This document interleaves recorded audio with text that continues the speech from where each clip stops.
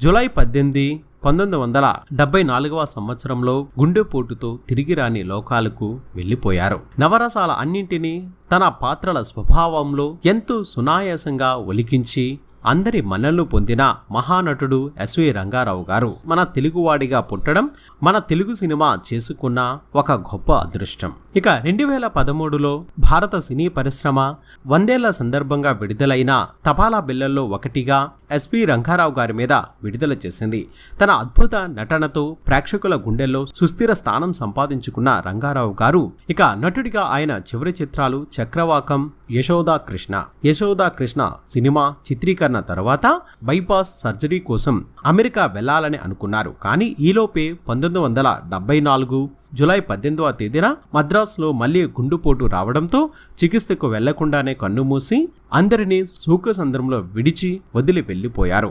Telugu cinema